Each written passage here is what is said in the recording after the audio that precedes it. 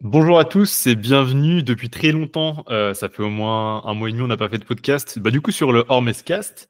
Et aujourd'hui, avec Romain, mon invité, on va discuter des relations coach-athlète avec pas mal de petites questions qu'on va se poser et ensuite on va se renvoyer la balle. Je pense que ça va être un podcast qui va intéresser autant les athlètes que les coachs. J'espère que vous allez kiffer l'écoute. Et avant de commencer, je laisse Romain se représenter. Il était déjà venu dans le dernier podcast il y a un mois et demi, mais pour ceux qui ne l'ont pas écouté, comme ça, vous allez savoir à qui nous avons affaire. Ouais, salut les gars. Déjà, merci Max pour cette deuxième invitation sur le podcast. Donc, quand tu m'as invité la dernière fois, on avait discuté de la programmation et puis on avait parlé de refaire un nouveau podcast. Et donc, tu m'as donné en fait les clés en main pour pouvoir choisir le thème du prochain podcast. Et j'avais une idée qui me plaisait bien. C'était la rivalité coach-athlète. Et donc, suite à ça, j'ai réfléchi à quelques questions. Et j'aimerais te poser la première question de ce podcast. Est-ce que pour toi, un coach doit forcément être meilleur que ses athlètes pour les faire progresser? Et sinon, est-ce qu'il y a un minimum de perf ou de temps de pratique à avoir pour être légitime, selon toi? Alors moi, j'ai vu un post il n'y a pas très longtemps passé d'un certain Romain qui disait qu'il fallait changer il fallait changer de coach quand celui-ci était moins bon. Non, plus sérieusement, c'est une très bonne question parce que déjà, moi, si je me mets à la place de l'athlète moyen, entre guillemets, enfin moyen, celui qui fait partie de la masse, on va dire, je pense que j'aurais tendance à vouloir me faire coacher par quelqu'un qui, entre guillemets, m'impressionne. Du moins, quelqu'un à qui pour qui j'évoque beaucoup de respect, tu vois. Parce que forcément, si je me fais coacher par une personne qui, je sais pas, m'impressionne pas du tout au niveau des perfs ou n'a pas, tu sais, je sais pas, le charisme ou je ne sais quoi qui va avec, forcément, je vais pas avoir envie de me faire coacher. Donc, ce côté où ton coach doit être meilleur que toi, il peut être légitime dans le sens où, généralement, encore une fois, si tu te tournes vers tel ou tel coach, c'est que globalement, le mec, en fait, t'impressionne, tu vois. Mais c'est aussi quelque chose qui peut être faux. La preuve, en ce moment, moi, je suis en plein coaching avec Nathan, donc de Karitsu Strange. C'est mon ami, etc. Et c'est justement ça qui a fait que aujourd'hui il me coach, c'est que j'ai pu voir que, ok, Nathan, aujourd'hui, en termes de perf, je suis plus fort que lui. Mais, comment dire, sa péda, sa façon d'être, c'est mon ami, etc., font que, en fait, j'ai eu de la confiance directement pour ce gars-là. Mais ça allait au-delà du fait qu'il avait des bonnes perfs ou je ne sais quoi. Donc, voilà. Maintenant, la question, c'est est-ce que si je ne l'avais pas connu, je l'aurais pris, enfin, je l'avais pas connu en tant qu'ami, donc de façon un peu plus intime. Est-ce que je l'aurais pris en tant que coach? Ça, c'est une autre question. En vrai, tu me prends un peu de court parce que c'est vrai que moi, déjà que je suis assez difficile en termes de coaching, etc., c'est vrai que je donnerais pas ma confiance à tout le monde. Alors, en plus de ça, donner ma confiance à quelqu'un qui a pas des très bonnes perfs. Après, faut qu'on s'entende. Qu'est-ce que c'est, selon toi, genre, des bonnes ou des mauvaises perfs? Genre, par exemple, Moi, en vrai, il faudrait quand même un minimum d'avoir les perfs niveau région, tu vois. c'est quoi les. Région Ouais, 1, mais genre en mode dans ta KT, région 1. Ok. C'est, Non, par en fait, exemple, en 83, genre, c'est quoi les régions 1? putain, là, tu me prends de court parce que ça a monté aussi. Je sais même pas, je saurais même pas te Ouais, mais dire. c'est quoi? Genre, si les France, c'est 665, c'est ça? Ouais, c'est ça. Les régions 1, Ju- ça doit être genre 600. C'est junior, ça? Ouais, 660, ouais, non, j'ai en junior en tête parce que. 667 junior. Après, Open, je sais pas, je crois que c'est 700. Ouais, 700, je crois. Ouais. Donc ça, c'est les France, donc Mais tu peux au dire moins moins 100 600, kilos. quoi. Au moins Ouais, ok. 600, tu vois. Ouais, en vrai, à ce niveau-là, ça me dérangerait pas, honnêtement. Mais c'est vrai que si le gars, vraiment, il squatte moins de 140 en 74 kilos, tu vois, je me dirais, le mec connaît la théorie, mais il l'applique pas sur lui, tu vois. Ouais, Genre, c'est ça. Et pour tu moi, sais, en tu te fait, dirais, c'est vraiment l'idée de l'expérience, tu vois. En ouais, fait, c'est ça, genre, en fait, moi, j'ai cette idée en tête en fait, le coach, il y a le bon coach et il y a le mauvais coach, mais il n'y a pas celui qui, comment dire, en fait, celui qui a pas les perfs incroyables, c'est peut-être juste celui qui a pas eu la génétique pour, tu vois. Typiquement, je sais pas, tu regardes la plupart des entraîneurs dans le football français, c'est des anciens professionnels, mais c'était clairement pas les meilleurs. Deschamps, ça a jamais été un des meilleurs joueurs euh, dans même, je crois, il a joué à la Juve ouais, il était pas mauvais, je crois, mais il y avait pas cet aspect de c'était un ballon d'or.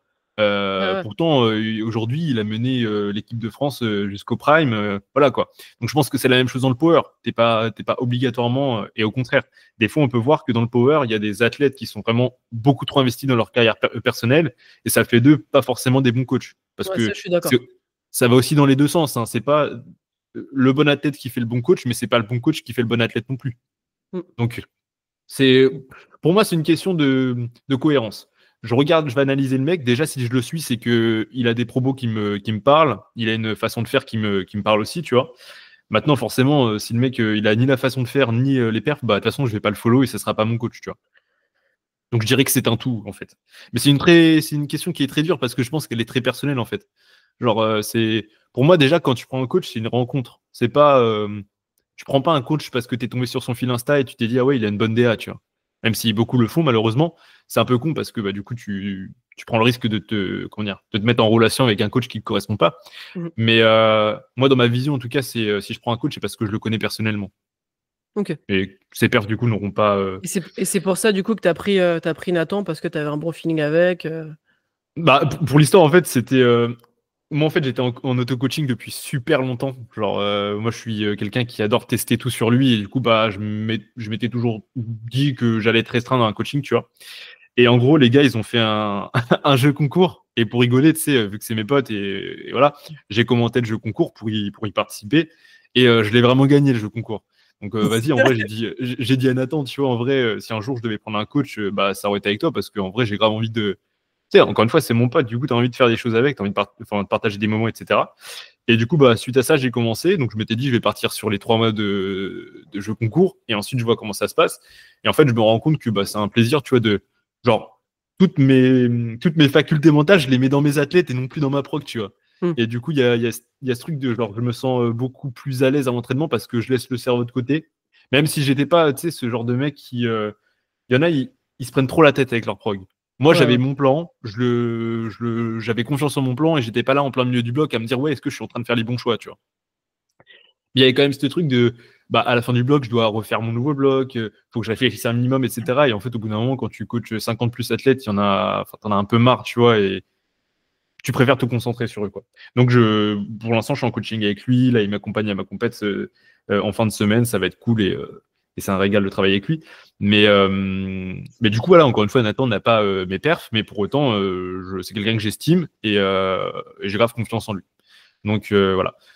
Et ça peut être aussi intéressant, du coup, de mettre aussi son. Enfin, tu sais, quand tu mets un peu ton ego de côté quand tu te fais coacher par quelqu'un qui est un peu moins bon. Et ça fait du bien aussi par moment de se dire, bah écoute, c'est pas parce que je suis meilleur que lui que, genre, enfin, j'ai plus de connaissances, etc. T'as Non, quand même des choses à apprendre de n'importe qui, ouais. ouais, c'est ça, c'est Mais ça. bon, pour moi, il faut quand même un minimum d'expérience dans le domaine. Mm. Et tu vois, moi, si je devais répondre à la question, ça serait plus, tu vois, dans un premier temps, si le mec, il a développé son potentiel en tant qu'athlète. Tu vois, il a tryhardé le truc. Parce que si, tu vois, ça fait 1 an ou 2 ans que tu fais du power, pour moi, forcément, tu manques d'expérience Et déjà, pour partir en tant disons-le, que hein, coaching. les gens qui coachent alors que ça fait un an qu'ils font du power, enfin, un chef, il y a un moment, tu peux pas, enfin, je sais pas, tu vas pas tu vas pas devenir maître Shaolin alors que tu as fait un an de judo, tu vois, genre, Ouais, enfin, ouais, c'est pas cohérent. j'en vois plein en fait qui se lancent en coaching, tu vois, au bout d'1 an, 2 ans.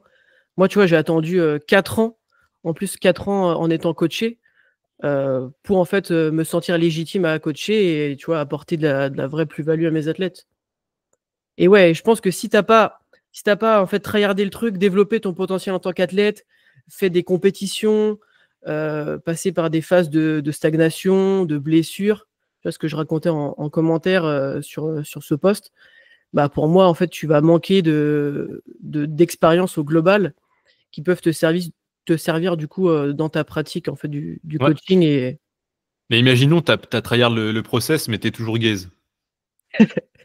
ben, au moins tu as de l'expérience, tu vois, tu peux l'enseigner aux autres. Mais je Ouais, pense mais que du coup, moi, je te si t'as répondrais, genre, je sais pas, tu fais un Reels sur comment arrêter d'être nul au squat alors que t'as un squat à 140. Genre, t'as tryhard le système, mais t'es juste nul, tu vois. Comment moi, en tant qu'athlète, je me mets à la place de l'athlète, tu vois, je me dirais, ouais, lui, il est légitime, tu vois. En vrai, en 4 ans de power, si tu as 140 au squat, c'est que t'as pas. Prends un coach. Ouais, c'est ça. Non, mais il y a aussi le fait aussi même d'être coaché, tu vois, d'avoir été coaché et en fait d'avoir appris de ça, d'être coaché soi-même pour retransmettre Mm. aussi après. Et puis, Ouais. ouais, il faut quand même un minimum de paires. Je l'ai dit, 140. Bon, vraiment, à part s'il te manque une jambe, euh, je pense que tu devrais les avoir, tu vois. Mm. Avoir Après, plus. pour le truc d'être coaché, je suis d'accord et pas d'accord. Parce que pour moi, être coaché par une personne, en fait, ça te fait juste rentrer dans un système qui est assez linéaire. En gros, tu coacheras un peu comme ton coach te l'a enseigné. Mhm. Et l'aspect de se faire par soi-même ou alors de faire plein de différents coachings, par exemple, bah, l'autre Nathan qui est sous lui, je sais qu'il s'est fait coacher par au moins 5-6 coachs, un truc comme ça. Tu vois, lui, ça lui offre un panel de connaissances et de manière d'aborder les choses qui est énorme, tu vois. Ouais, ça, c'est Moi, par encore mieux, ouais. exemple, pardon? Ça, c'est encore mieux, ça, Ouais. d'avoir plein Ouais, de- c'est ça. plein d'expériences. C'est ça, mais du coup, ce que je veux dire, c'est que c'est bien d'être coaché, mais ça ne fait pas tout. Genre, moi, je peux te dire, hein, la plupart des choses que j'ai appris, c'est de par mes erreurs. J'ai commencé à coacher bah, avec on va dire les manières assez traditionnelles, enfin basiques, quoi. Et je faisais beaucoup d'erreurs, mais en fait, sur le moment, forcément, tu as l'impression d'être dans de la cohérence et tu apprends parce que bah, l'athlète te fait le feedback, etc. Et pour moi, c'est ça qui m'a mené vers mon système aujourd'hui qui, bah, je dirais pas qu'il est sans faille parce que c'est forcément tout système a une faille, mais on va dire que j'arrive à bien l'exploiter, quoi. Mais je sais que si je m'étais fait coacher, tu vois, je me serais forcément inspiré d'un système qui est pas forcément sans faille, justement. Parce que d'une part, c'est pas le mien, donc je suis pas dans la tête du système, tu vois. Enfin, j'ai pas le système en tête. Et en Mhm. plus de ça, bah forcément, ça dépend comment le mec qui te l'enseigne, lui, a remodelé son système, est-ce qu'il s'est remis en question, etc. Et je vois beaucoup d'athlètes coachés par des bons coachs, tu vois, qui font du copier-coller de ce que leur coach leur met, en fait. Et en fait, sans comprendre le système, etc. Et bah, ça fait pas forcément des bons coachs, alors qu'ils sont coachés, alors qu'ils ont de l'expérience, etc. Parce que justement, ils s'imprègnent d'un système, ils savent pas s'en détacher, tu vois. Ouais, mais après, si tu sais t'en détacher et si tu sais C'est dur. t'inspirer en fait de ce que tu as pu apprendre et le remodeler à ta façon, un peu comme tout, tu vois, sur la musique, tu reprends des samples de musique et tu le fais à ta sauce, Ouais. et bah ça fait des bons trucs, tu vois.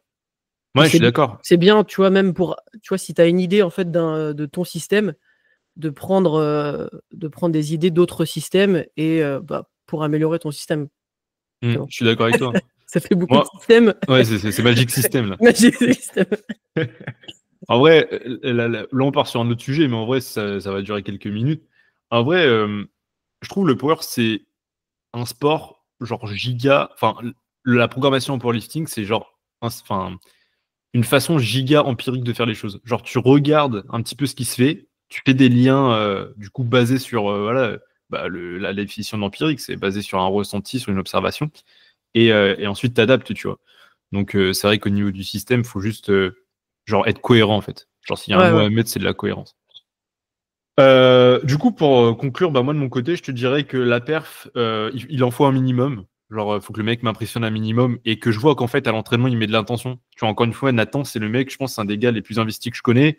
Encore une fois, il n'a pas les perfs du champion de France, mais quand il va à l'entraînement, genre, il y va pas pour piquer des hannetons, si je puis dire. Mhm. Donc, ça, c'est un truc qui me fait kiffer. Genre, je me dis, j'ai envie d'être coaché par un coach qui met autant, voire plus d'intention que moi dans ses séances, tu vois. Et en plus de ça, voilà, personnellement, je le connais, donc voilà. Et ça, c'est important à dire, c'est que quand vous prenez un coach, essayez de vous intéresser à sa personne un minimum. Il y a plein de gens, des fois, ils me demandent en coaching et ils sont même pas encore abonnés à mon Insta ou je ne sais quoi. Genre, je sais pas, ils sont tombés sur un Reels ou ils ont entendu parler de moi, mais ils me connaissent pas encore personnellement, tu vois. Et Ouais. du coup, bah, je sais que je suis un coach assez, comment dire, assez open, etc. Donc ça se passe bien la plupart du temps. Mais ça peut arriver que, bah, par exemple, on se corresponde pas du tout avec la personne. Donc faut connaître son coach avant de le prendre. Parle un petit peu avec lui, je sais pas, réponds à ses stories, pose-lui des questions et tu verras un petit peu comment il est. Et voilà. Et toi, qu'est-ce que t'en penses, Romain, mis à part le fait qu'on est d'accord sur le fait que, bah, voilà, il en faut un minimum, etc. Tu vois. Est-ce que toi, tu pourrais prendre un coach qui est plus nul que toi en termes de charge? Je pense pas. Ah ouais? Ouais, ok.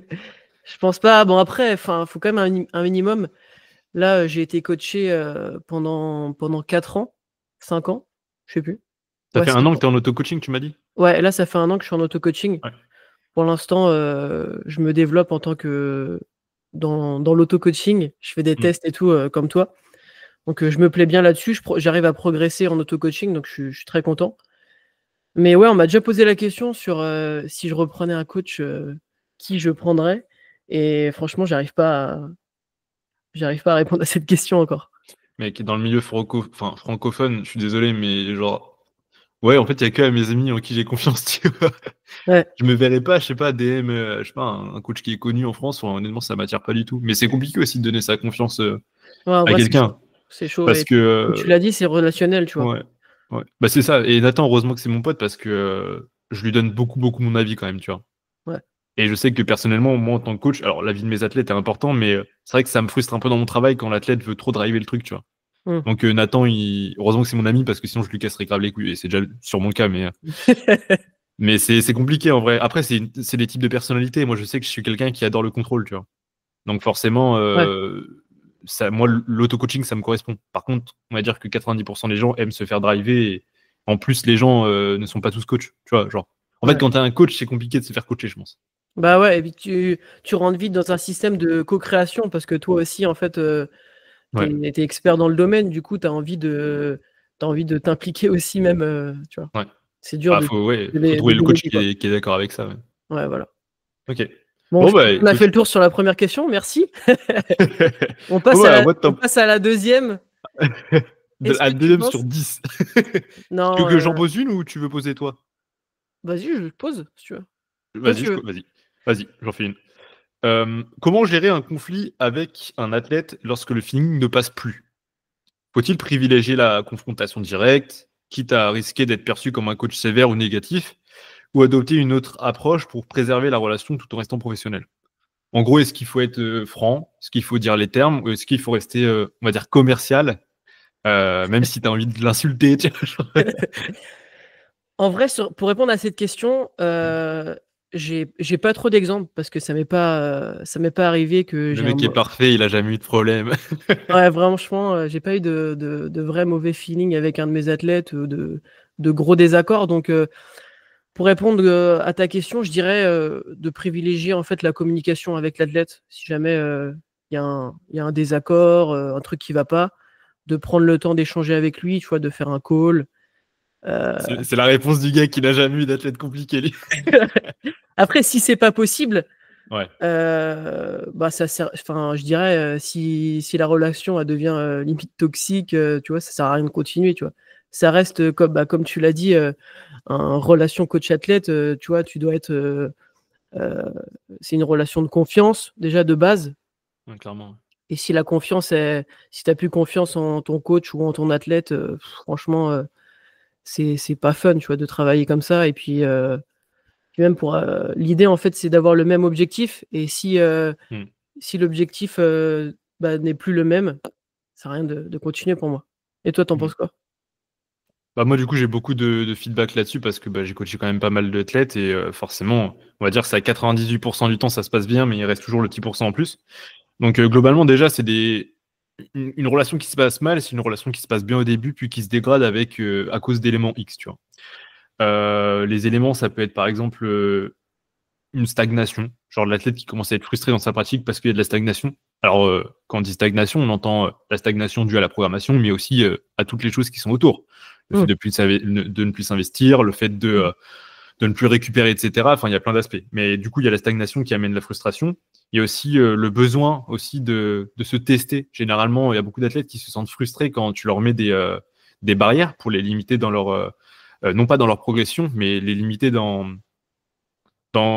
l'évolution de leur entraînement, en tout cas, pour pas aller trop vite, pour pas brûler les étapes, tu vois. Bref, souvent, c'est de la frustration, en fait, qui mène l'athlète à être, entre guillemets, un peu soit têtu, ou soit même des fois un peu relou. Moi, de Ouais. ce que j'ai connu, c'était souvent ça. Ça commence par je sais pas, un questionnement un peu trop fréquent de l'athlète. Ouais, est-ce qu'on peut faire ci, etc. Et moi, au début, je suis grave ouvert. Genre, je suis le premier à dire à mes athlètes, ouais, quand vous avez un problème, dites-le moi, soyez franc. Si des fois vous avez envie de m'insulter, insultez-moi. Ça peut toujours être cool à entendre, dans le respect, bien évidemment. Et en fait, quand l'athlète, tu vois, tu lui expliques les choses une fois, deux fois, trois fois, mais qu'en fait, ça évolue pas, moi, c'est là où ça devient compliqué. C'est là où genre, je commence à avoir envie de proposer à l'athlète d'aller voir ailleurs. Tu vois. Parce que forcément, quand tu débutes en tant que coach, tu n'as pas beaucoup de clients et tu n'as pas beaucoup d'athlètes. Donc, en fait, tu as envie de tenir ces relations, etc. Et en fait, au bout d'un moment, bah, genre, tu te rends compte que c'est, comment dire, plus Accent. cohérent pour. Ouais, déjà, c'est taxant, etc. Mais pour toi, ton plaisir au travail, etc. Ouais. Et pour la personne en face de toi, pour sa progression, c'est plus cohérent. Parce qu'en fait, tu arrives à un stade où tu ne coaches plus la personne de la bonne façon parce qu'elle te crée de la frustration. Ouais. Moi, je sais que ça m'est arrivé 2 ou 3 fois où en fait, ça passait plus du tout. Et bah, j'avais peur, entre guillemets, de proposer à l'athlète d'aller voir ailleurs parce que bah, j'avais pas beaucoup d'athlètes, j'avais envie de garder la relation, etc. Et parce que quelque part, tu as une attache. Quand ça fait plus d'1 an, etc., que tu bosses avec la personne, tu as une attache. Mais en fait, tu sais que la meilleure des choses, c'est que cette personne aille voir ailleurs pour se rendre compte d'ailleurs que peut-être au niveau du coaching, elle était pas si mal, tu vois. Et que toi, en fait, tu puisses garder de la ressource pour tes athlètes qui, eux, te font pas chier, clairement. Et c'est là où c'est très dur à gérer parce qu'en fait, comment dire, ça dépend de ta personnalité et ça dépend de la personnalité en face. Si dans le meilleur des mondes, en fait, la personne en face, elle te dit une fois les choses, tu lui expliques, elle te fait confiance et on oublie, c'est parfait. Si la personne en face de toi, tu lui expliques 3000 fois les choses avec 3000 façons différentes de lui expliquer pour qu'elle comprenne, qu'elle comprend toujours pas et qu'elle reste dans le coaching, ça devient compliqué. Parce qu'en fait, genre, moi, j'ai pas envie d'être le mec qui te vire du coaching, tu vois. Ouais, qui se répète constamment. Non, mais qui te vire du coaching parce que justement, Ah oui. ouais, c'est trop chiant avec toi. Moi, je suis pas comme ça, tu vois. Genre, je laisse toujours la chance à la personne et puis au bout d'un moment, enfin, si le coaching te correspond pas, il faut que tu partes. Sauf que ça arrive jamais. Globalement, les gens. Non, mais c'est ça. Et du coup, c'est là où il faut garder la tête froide. Et moi, ouais, je pense dans mes débuts, ça m'est arrivé, tu vois, de m'énerver un petit peu. Et ça, c'est un truc, bah, forcément, ça se tape avec le temps, tu vois. Genre parce que tu peux, enfin, en fait, c'est toujours toi qui seras en tort, tu vois. Genre, quand t'es coach, en fait, l'athlète, il va partir de ton coaching, même si tu sais que t'as fait les choses bien, etc., que t'as tout fait pour la personne. Si la personne, elle dit, ouais, bah, lui, c'est un mauvais coach, etc., bah, t'es un mauvais coach aux yeux des gens qui cette personne, enfin, tu vas pas te faire une bonne pub, quoi. Ouais. Donc, en fait, il faut juste savoir être, enfin, prendre vraiment sur soi et savoir mettre des limites quand il faut, tu vois. Donc, dire à la Ouais. personne, écoute, aujourd'hui, je trouve qu'on travaille pas bien ensemble parce que justement, ça nous correspond, enfin, le plan ne nous correspond plus. J'ai essayé de diverses manières, donc en gros, je te laisse pas tomber à la première difficulté. Mais aujourd'hui, ça correspond plus. Donc moi, ce que je te propose, c'est voilà, te tourner vers quelqu'un d'autre. Bah, Et en t'entendant parler, j'ai un exemple qui m'est venu ok, avec un de mes athlètes, Andrea, dédicace à toi. moi je le connais du coup. Ouais. Ouais. Et qui, en fait, au début de l'athlète, enfin, au début de la relation, c'est vrai qu'il avait tendance à arrondir à la hausse toute la prog, tu vois, tous les top 7, tout. C'est mignon ça. Et bon, après, il est jeune et tout. Et en fait, j'ai dû quand même un peu m'énerver pour le faire comprendre que mon objectif, c'était le même que lui, c'était de le faire progresser à balle. Et que l'idée que s'il respectait pas la programmation et le fait de prendre son temps sur ne pas sauter les étapes, tu vois, lui, il voulait toujours, mettre lourd, tu vois, toujours single, toujours lourd. Et l'idée de prendre un peu plus son temps pour pouvoir récolter de plus gros gains à la fin. Mm. Et donc ouais, voilà, j'ai dû un peu hausser le ton et envoyer des vocaux un peu salés. Et pour le faire comprendre, parce qu'il n'arrivait pas trop à comprendre le truc. Mais Mm. bon, après, c'est quand tu es jeune aussi, tu as vraiment envie de bombarder. Et je le comprends et j'ai été un peu dans la même situation. Mais du coup, ouais, c'est arrivé aussi à faire comprendre à son athlète que des fois, en fait, il faut utiliser la manière forte. Ouais, et Les puis gros vocaux. t'es pas là pour le saboter. Si tu fais des choix, c'est pour uniquement son, comment dire, sa progression, tu vois. Ouais, bah oui, on a le même Il objectif, tu y vois. en a, t'as l'impression, Ils genre, comprennent pas, tu vois. ouais, ils pensent que tu les sabotes, ils pensent que tu les retardes dans leur progression. Alors oui, quelque part, on vous retarde parce que c'est facile de vous faire prendre plus qu'un sur votre squat en un bloc. Mais moi, ce que je veux que tu fasses, c'est que tu prennes 2,5 sur chaque bloc pendant genre 10 ans, tu vois. Parce que tu vas prendre tes 15 kilos et en fait, tu vas te blesser après ou alors tu vas faire un burn-out. Enfin, c'est ça qu'ils comprennent pas, c'est que des fois, on bride la progression pour l'exploiter sur le long terme, en fait. C'est encore une fois le fait de pas mettre 3 squats alors que tu progresses avec 2, tout simplement. Ouais. Moi, là, j'ai un exemple. Léo, si tu passes par là. Léo, c'est un gars, genre, c'est un des gars les plus investis que j'ai jamais vu. Et même peut-être un peu trop. Il veut toujours pousser vers le plus. En fait, c'est pas un overshooter. C'est un gars, il adore mettre lourd, mais parce qu'il veut aller vite, il veut progresser vite, tu vois. parce qu'il est très Ouais. investi, et ce que je comprends. Maintenant, Léo, au début du suivi, quand il a vu qu'il passait d'un auto-coaching full RPE10 à un coaching très submax, il a eu peur. Je lui ai dit, écoute Léo, tu vas me faire confiance et quand tu vas voir le ERM dans 3 blocs, enfin le 1RM que tu vas sortir dans 3 blocs, tu me diras merci. Aujourd'hui, on passe de 185 à 200 kg en 66 en 3 blocs. Donc, il a perdu sur tous les mouvements. Sur le deuxième bloc, il doublait ses 1RM. Enfin bref, le mec a progressé de malade en faisant du submax et en étant beaucoup plus bas. Donc, il a compris, théoriquement. Mais là, tu vois, fin de bloc, il me dit, ouais, Max, pourquoi sur le nouveau bloc du macrocycle, on repart super léger, etc. Donc, je prends le temps de lui réexpliquer. Je prends le temps de lui réexpliquer ce que je lui ai expliqué au moins 5 fois. C'est pour créer du momentum, c'est pour récupérer ton bloc de picking, parce que tu viens de t'envoyer un putain de picking dans la gueule, tu as terminé RPE10 sur tes back-off. Enfin, tu vois, genre, il y a un moment, t'es KO, tu vois. Ouais. Je lui explique, etc. Il comprend, mais il comprend pas trop, tu vois. Et du coup, ça, c'est les trucs qui me frustrent, mais je lui ai expliqué. Et mes athlètes, ils savent que je suis franc. Genre, moi, quand il faut leur dire les choses, je le dis, tu vois. Genre, et je m'excuse toujours. Ouais, je suis Genre, pareil. avant de dire les choses, je m'excuse en disant, écoute, je vais être un peu froid, etc. Mais je préfère être moi-même plutôt que. C'est un peu comme dans un couple. Genre, tu sais, ta copine, elle t'embête un peu, et du coup, ça monte. Et au bout d'un moment, c'est en fait, soit ça part sur une engueulade qui aurait pu être évitée avec des petites discussions un peu sèches, mais des discussions franches, plutôt que la grosse engueulade d'accumulation, tu vois. Bah là, c'est la même chose. Moi, je pars du principe que mes athlètes, c'est mes copains-copines, tu vois. Écoute, Et, je vais être franc, je vais commencer à t'insulter. alors là, c'est ça. Alors, je vais insulter toute ta génération, tu m'excuses. Mais ouais, Prépare-toi dans 3. Et en vrai, conseil pour les coachs, mais des fois, méfiez-vous. Il y a certains athlètes, j'en ai rencontré quelques-uns qui sont vraiment pas là pour vous faire de la bonne pub, honnêtement. Il y a des gens, il faut s'en méfier. Et en fait, tu le vois directement si l'athlète, quand il vient dans le coaching, il crache de fou sur son ancien coach. Genre, d'une manière un peu. Tu peux parler un peu mal de ton ancien coach en mode si vraiment il a fait n'importe quoi, parce que ça arrive, malheureusement, j'ai beaucoup de feedback. Mais il y a des fois où je sais directement que je pense pas que c'est que le coach qui était le problème, chef. Mais je le dis pas, tu vois. Mais méfiez-vous parce que, en fait. Ces cas-là? Comment? T'as eu ces cas-là?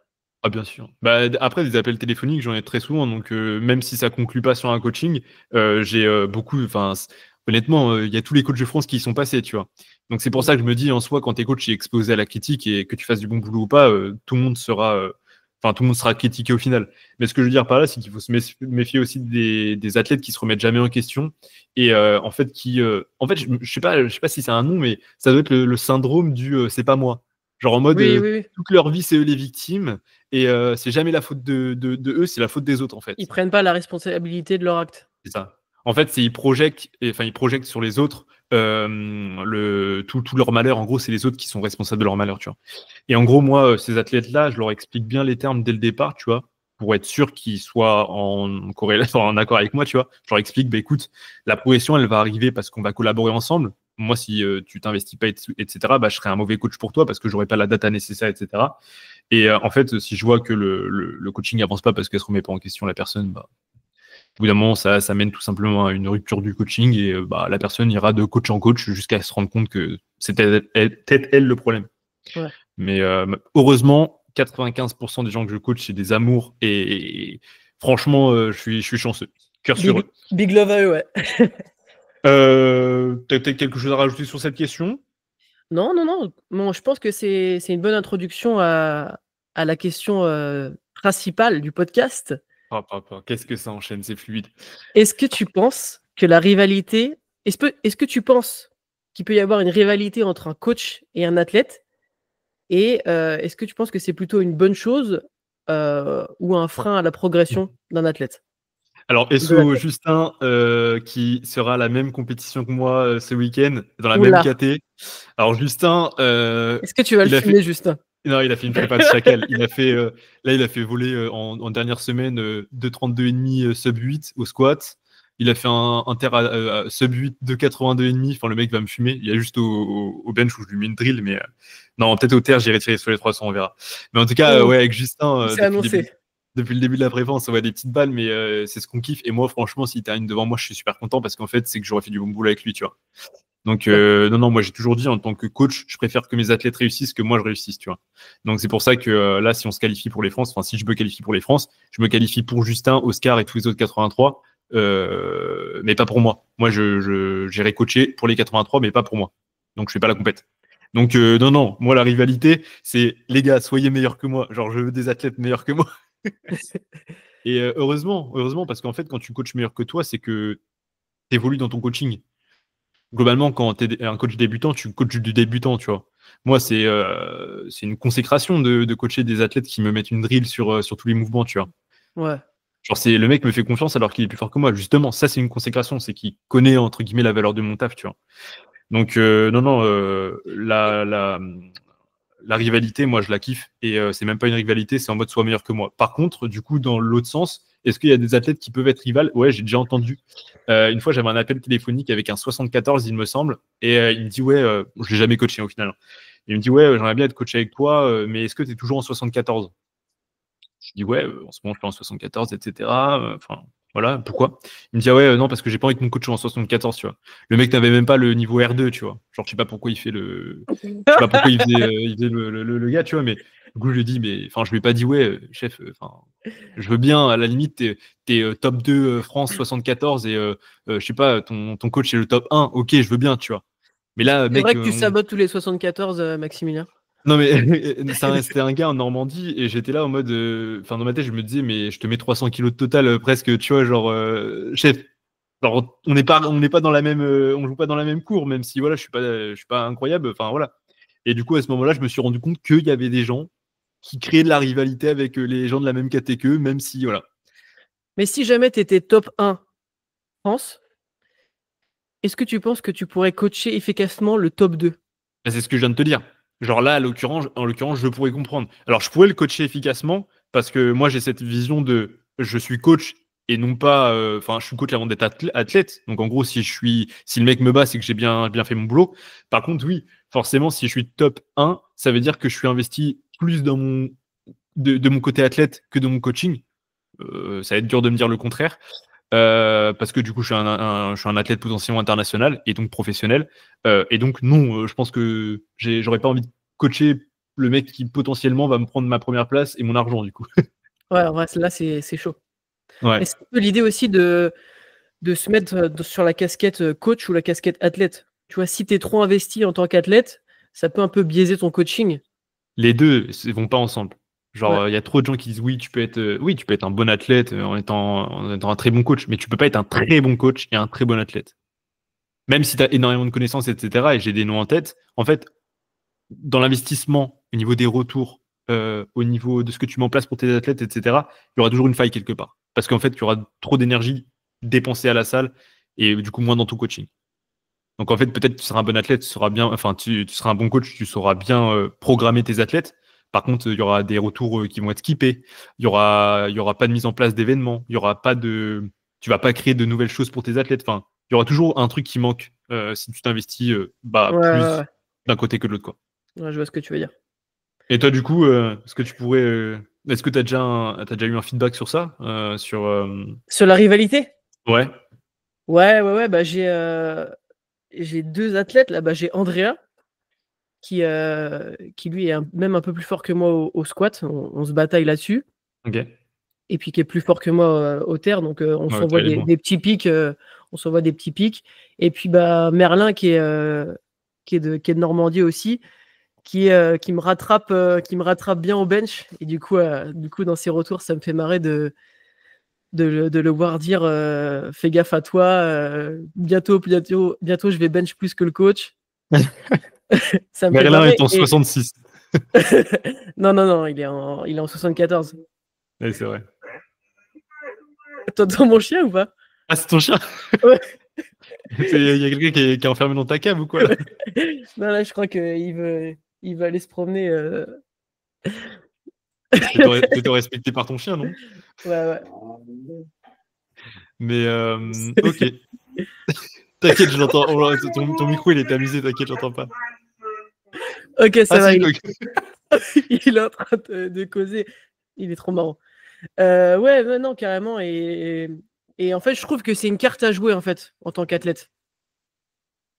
Enfin, une carte à jouer en tant que coach pour remotiver un peu l'athlète. Tu vois, cette petite rivalité Ouais, de se dire, mec, réveille-toi, sinon là, je vais te fumer. Tu vois, ça peut être aussi une carte à jouer pour ouais, en un mode. peu rebooster la motivation, tu vois. En mode, tu as à peu près le même niveau que ton athlète et tu lui dis si moi je peux le faire, tu peux le faire. Ouais, ouais. Moi, des fois, j'envoie ça à mes athlètes. Genre, des fois, je leur envoie sur le groupe, je sais pas, des vidéos de moi en train de faire un RIR0, je sais pas quoi. Et je leur dis, mais les gars, si moi, là, je suis en train de me fumer alors qu'on a un webinaire juste après, que je vais devoir enquiller 1h30 de monologue et que je suis en train de faire mes assists, genre, vous pouvez pas le faire. Du coup, ça les fait marrer. C'est cet aspect aussi, encore une fois, le coach, c'est quelqu'un, c'est un caractère, enfin, il doit avoir du caractère. Le coach, il doit être. En fait, si ton athlète, il te regarde et il se dit, ouais. Ouais, moi, mon coach, il s'entraîne plus, il fait plus de compétition. Je crois qu'il y a une question par rapport à ça, par rapport à l'investissement du coach. Ouais, une question par rapport au niveau du coach. Tu vois, est-ce Ouais, qu'il... Attends. bah ouais, faut qu'on lance sur ça, je pense. Hum,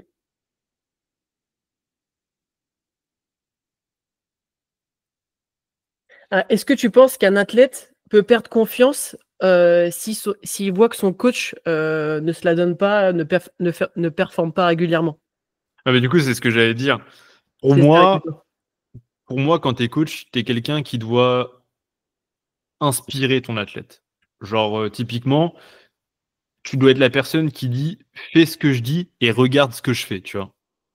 Parce que si c'est l'inverse, si c'est fais ce que je te dis et ne fais pas ce que je fais, t'es mal barré. Généralement, le coach, c'est celui qui va du coup savoir dealer entre investissement pour ses athlètes et investissement personnel pour en garder un minimum. Donc typiquement, si ton coach fait 4-5 compétitions par an, c'est peut-être qu'il est un peu trop investi du côté athlète. Tu vois. Mhm. Maintenant, garder une compétition à l'année, se la buter sur cette compète, donc faire des PR chaque année sur cette compète annuelle, potentiellement participer aux France, mais de nos jours, en fait, tu as des France qui se passent sur une semaine. Et du coup, quand tu coaches tous les jours pendant une semaine, crois-moi, ton taper et même ta prépa, très compliqué. Donc, généralement, quand tu es coach en premier, tu fais pas les France. Ouais. Ou alors, t'es pas qualifié, tout simplement. Mais du coup, moi, j'aime beaucoup cette vision de j'essaie de m'entraîner un maximum tout en priorisant le coaching pour avoir du coup un maximum de résultats. Et c'est plus vraiment des résultats pour me vendre, c'est plus des résultats pour montrer que je progresse encore, tu vois. Et que du coup ma méta fonctionne.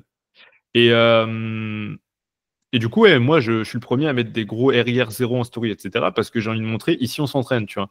Même si c'est fatigant, même si c'est taxant, ici on s'entraîne. Et je sais que ça, c'est un truc que mes athlètes ils kiffent, tu vois. Genre à chaque fois, je vois plein de petits likes, etc. sur mes stories, c'est tout le temps mes athlètes. Genre je pense qu'ils kiffent cette mentalité en mode vas-y, on va à la salle, on se tue et on rentre à la maison, on mange, on dort et on se Ouais. retue le Le lendemain. coach, le coach, il se la donne, faut que je me la donne aussi, quoi. Mais clairement, clairement, et ça les fait kiffer, tu sais, j'ai PR il y a pas très longtemps, enfin je fais une grosse séance, etc., ça les a fait kiffer, tu vois. Bah Parce ouais. que, je sais pas, genre, encore une fois, si tu prends quelqu'un en coaching, si cette personne t'inspire pas, ou alors t'es pas un... Alors je dis pas qu'on doit être fan de son coach, mais tu vois, cette vision de... Genre, c'est un gars, il t'inspire, encore une fois, c'est une inspiration. Bah, je vois pas trop le sens au coaching. Pour moi, encore une fois, tu prends quelqu'un en coaching parce que c'est une personne qui t'inspire.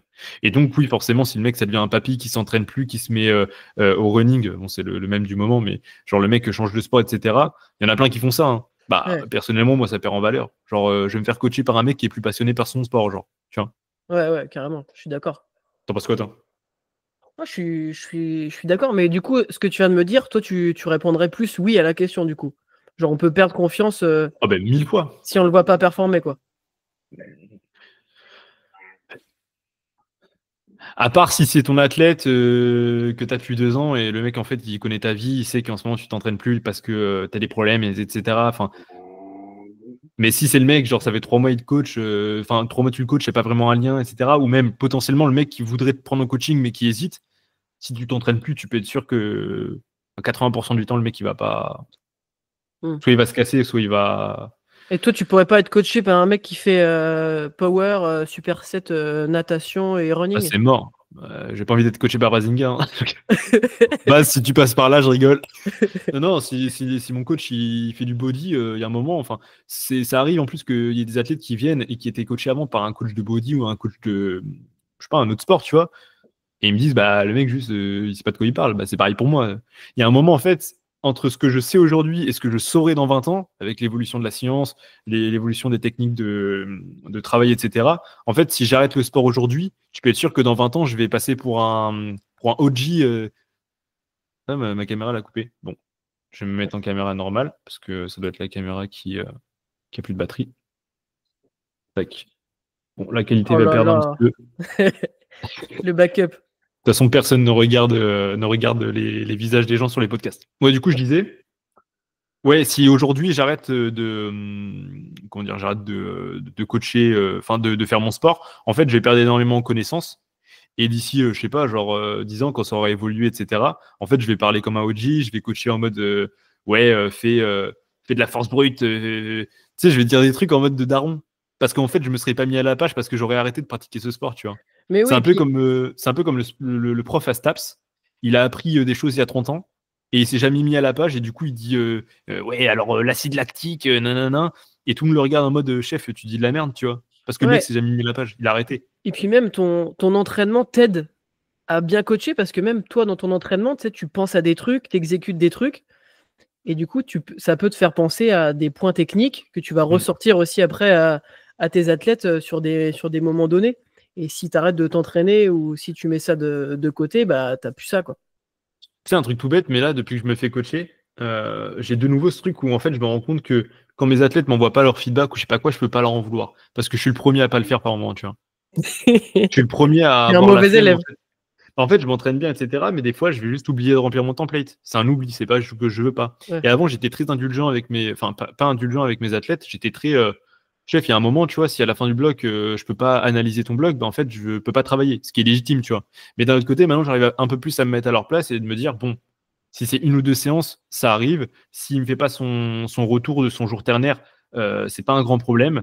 Donc non, globalement, ça fait du bien de pratiquer les deux côtés. Donc de t'entraîner pour avoir ce côté pratique, mais aussi de te faire coacher pour comprendre un peu mieux ton athlète. Ouais, je suis grave d'accord. Et autre question, euh, est-ce que tu penses qu'un coach peut vraiment coacher efficacement sa copine, sa famille ou un pote? Ou est-ce que la proximité, en fait, ça peut nuire à la performance ou à l'autorité du coach ou Ah, au moi, feeling je d'un connais coach? un pote qui coach sa copine. Vas-y, raconte-nous, Maximilien. Alors ce pote-là, il est coach chez Hermès. Mhm. Non, en gros, déjà, il faut remettre un peu les choses dans son contexte. Est-ce qu'il y a de l'argent en jeu ou pas? C'est gratuit le coaching? Généralement, oui. Je dirais oui ou pas cher, quoi. Ok.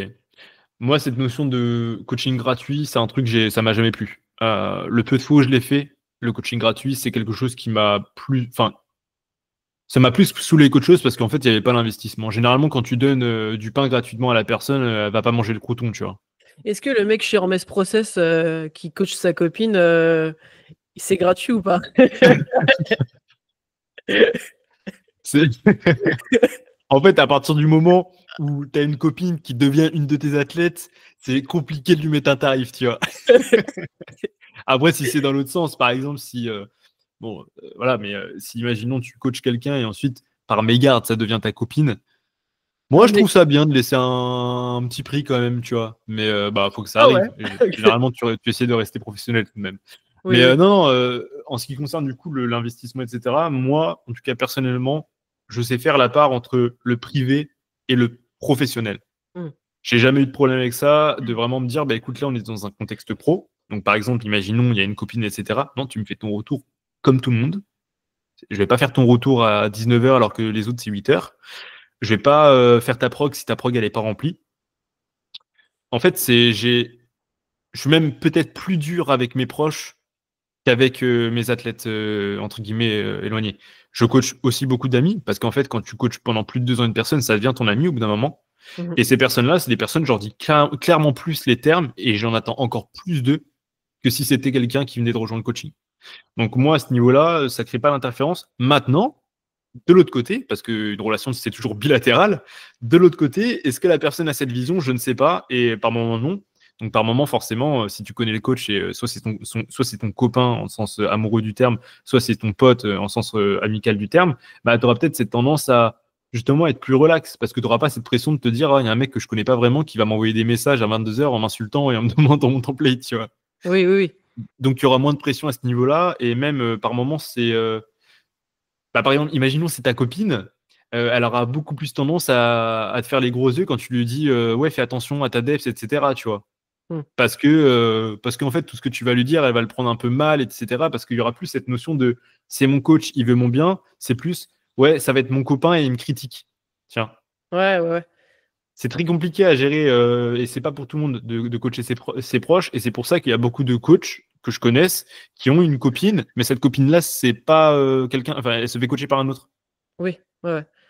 Bah, moi, j'ai eu un peu ces galères-là et Ouais. j'ai appris notamment à différencier en fait différents profils, notamment, tu vois, des profils plus émotifs que je retrouve principalement chez les femmes, mais il y a aussi chez les mecs. Et tu vois, et ma copine, je l'ai coachée pendant un petit moment. Et après, j'ai arrêté parce qu'en fait, ça se passait pas très bien parce qu'en fait, je l'ai un peu démotivé, tu vois, sans m'en rendre compte. En fait, vu qu'on était proches, je prenais pas ce recul de coach et de prendre en compte en fait que bah, c'était un profil plutôt émotif. Tu vois, j'étais beaucoup plus franc dans mes retours. Et en fait, elle, dès que je lui faisais un retour sur sa technique, eh ben, elle prenait ça pour une critique. Alors que Ça, tu c'est vrai. vois, tu vois ce que tu disais, alors qu'en fait, bah, des profils comme ça, normalement, tu vois, j'ai appris aussi à mieux gérer ça, mais des profils comme ça, je suis plus en fait dans la motivation, dans mes retours, même si j'incorpore dans mes retours, tu vois, des petits aspects à travailler, mon retour global, ça reste plus positif. Alors que là, tu vois, je l'ai un peu démotivé dans l'autre sens avec des retours plutôt directs, plutôt francs. Et maintenant, là, je la recoach en faisant plus attention à ça. Ouais. Mais c'est vrai que c'est assez compliqué quand même de coacher sa copine surtout. Après, je coach mes cousins là Ouais. et ça se passe très bien. Ouais, bah après, c'est des mecs. Alors, Je- je veux pas être misogyne, hein, mais c'est vrai que c'est compliqué. C'est différent bon, je fais des généralités encore une fois, mais c'est différent de gérer une fille d'un garçon par rapport. Enfin, je trouve que c'est une manière qui est différente au niveau de la péda. Ah, bien évidemment, c'est une généralité. Il y Hmm. a des exceptions. Il y a des garçons qui vont avoir des comportements, on va dire, un peu plus féminins et des filles qui vont être carrément à l'inverse. C'est pas péjoratif ni dans un sens ni dans l'autre, mais c'est vrai que c'est un peu différent. Donc, moi, personnellement, mes amis garçon que je coach, ça va être différent d'une copine ou je ne sais quoi, tu vois. Oui, Et après, c'est différent, encore une fois, il y a cet aspect émotionnel. Genre, c'est ta copine, tu vois. Et peut-être que toi, tu es très professionnel quand tu prends la casquette de coach, mais elle, la casquette, elle la verra pas, elle verra toujours ta grosse calepasse, tu vois. putain, t'es Donc, philosophe, toi. du coup, ouais, faut faire attention. Et encore une fois, voilà, c'est des fois, il faut savoir être coach et accepter que ta copine, si elle fait du power, bah, c'est peut-être mieux aussi qu'elle fasse coacher par quelqu'un d'autre. Enfin, faut pas être en mode possessif, en mode ouais, non, c'est ta copine, si elle veut se faire coacher par toi, bah, si t'as envie, vas-y, mais si elle veut se faire coacher par quelqu'un d'autre, bah, je sais pas, l'enferme pas dans ton coaching pourri si t'es pas capable de gérer la relation et de couple et sportivement, quoi. Ouais, et puis en plus, on s'entraînait parfois dans la même salle. Et du coup, c'est compliqué, tu vois, parce que elle vient te demander des choses, même des fois de l'attention, alors Oui. que t'es là pour t'entraîner, tu sais. Et tu vois ou pas un peu comment je m'entraîne? Bon, Oui, oui, oui. globalement, genre moi, Genre, je suis très dans tu ma dis pas bulle et bonjour, quoi. hein? Tu dis pas T'as dit- bonjour. T'es un malade, je dis bonjour. Mais Non, non, mais je oui, dis t'es je dans dis ta bonjour bulle. après mon top 7, t'as vu? Ouais, Il y en a, ouais, c'est ça, ils s'entraînent avec leur copine et la copine, elle est très en mode cours de récréation. ouais, c'est ça. Moi, je suis pas cours de récréation, moi, je finis ma séance et après on rigole, si tu veux. Ouais, Mais du coup, ouais.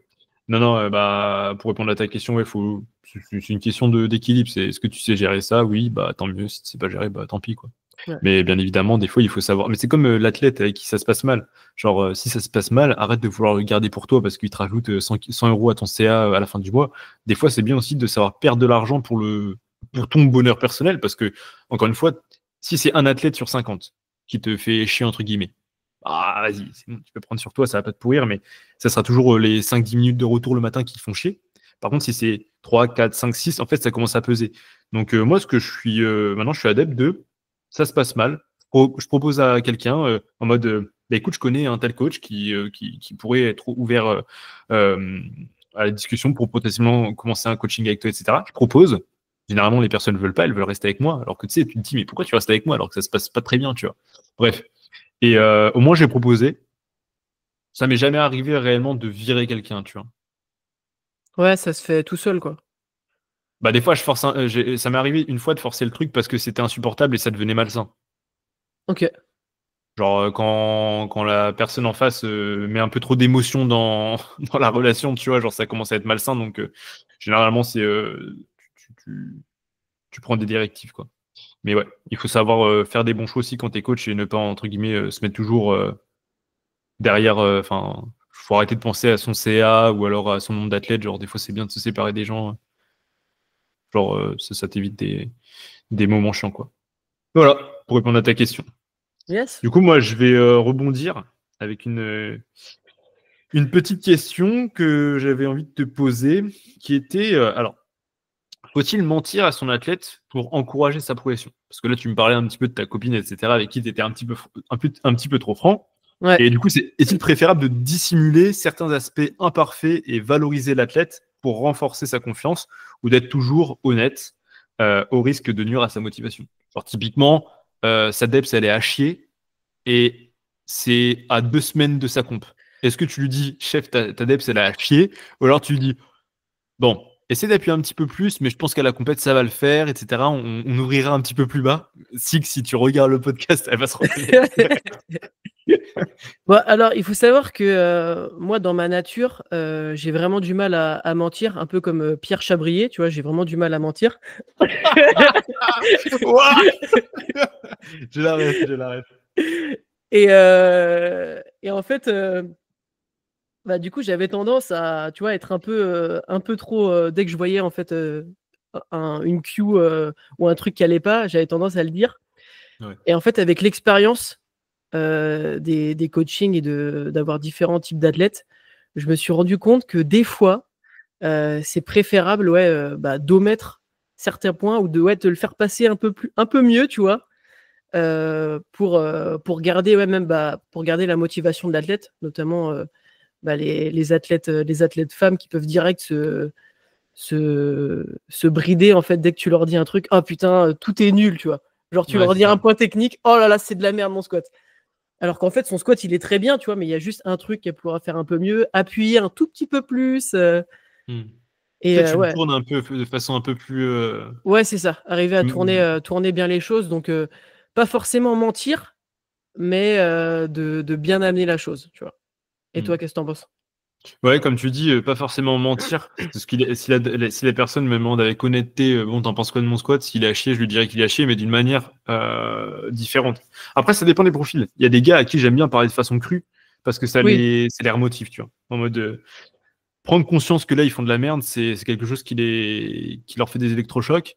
Et même par moments, j'ai des filles à qui je parle de façon vraiment véridique, tu vois, mais de temps en temps. En fait, le coaching, c'est c'est genre l'adaptation.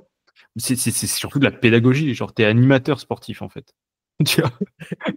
Non, mais vraiment, genre, il y a des façons de dire les choses. Et moi, en fait, de plus en plus, avant, j'étais dans le retour technique qui était très franc et enfin, Carré.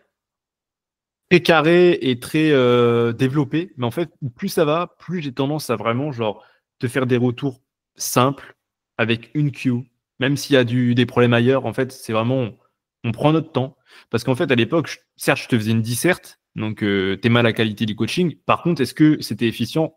Je pense pas. Hmm. Parce qu'il y avait cet aspect de le mec, en fait, il a 40 000 infos à faire la prochaine fois, tu vois. Donc aujourd'hui, je mens, entre guillemets, enfin, je dis pas les choses tout le temps. Et ça peut en frustrer certains. Tu sais, l'athlète qui est trop investi, qui dit ouais, mais tu penses quoi de ma dev? Tu penses quoi de mon routing? Tu penses quoi de mon torque? Chef, pour l'instant, concentre-toi sur une seule chose, tu vois.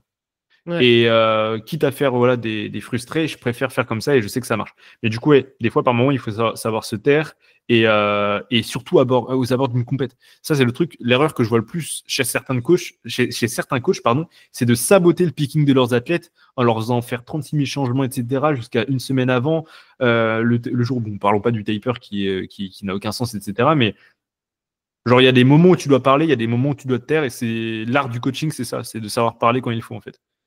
Ouais. Ouais, je suis d'accord. Et puis, bah, moi, j'ai un exemple qui vient en tête, c'est bah, enfin, c'est presque mon cousin, tu vois, c'est une connaissance de long terme, Julien.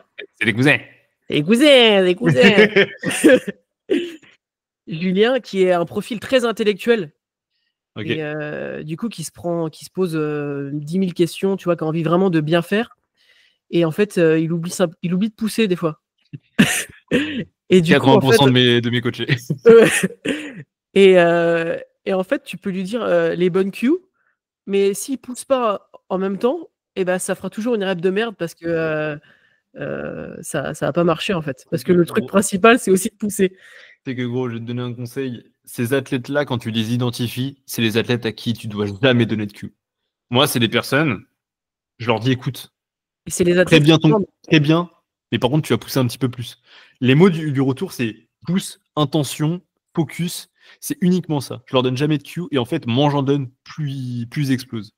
Ok. Alors vraiment, c'est ce que j'ai remarqué, tu vois. Et par contre, plus tu vas donner de cue, plus il va être stimulé mentalement. Pour lui, ça va être un orgasme, tu vois.